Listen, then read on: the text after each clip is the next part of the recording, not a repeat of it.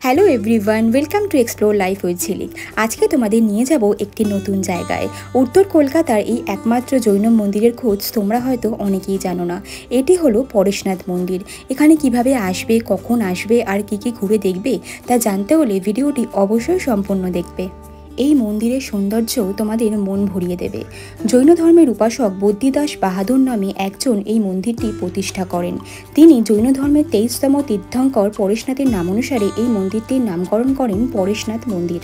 পরেশনাথ মন্দিরে মোট 4টি মন্দির রয়েছে, তার মধ্যে এটি হলো সবচেয়ে বড় ও প্রধান মন্দির।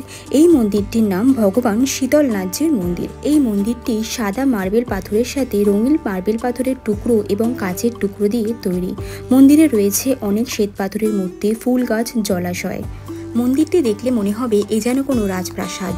বাইরে থেকে দেখতে যতটা সুন্দর, ভেতরের কারুকার্য ঠিক ততটাই সুন্দর।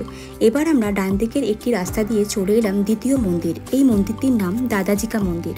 মন্দিরের প্রবেশদ্বারটা ছিল নজর করার মতো, আর ভেতরটা ছিল বেশ বড়। এবার আসি এই মন্দিরগুলো কখন খোলা থাকবে সেই টাইমিংটা তোমাদের জানিয়ে দিই।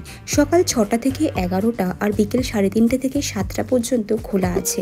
আমরা বিকেলবেলায় এসেছিলাম। বিকেলের পরিবেশটা এখানে ভীষণ সুন্দর লাগে। তোমরা অনেকটা টাইম এখানে ঘুরে দেখতে পারবে। সবকটা মন্দির ঘুরে দেখতে হলে হাতে বেশ টাইম রাখতে হবে।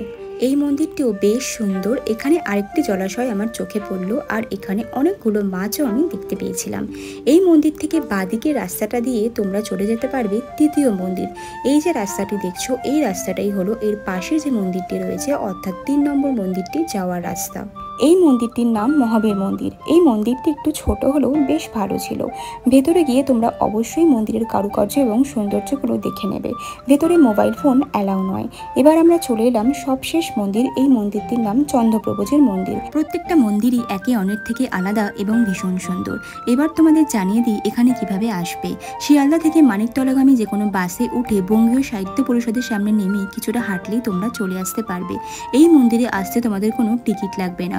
শুধু হাতে একটু সময় থাকলে তোমরা মন ভরে ঘুরে বেড়াতে পারবে এই নতুন জায়গাটিতে।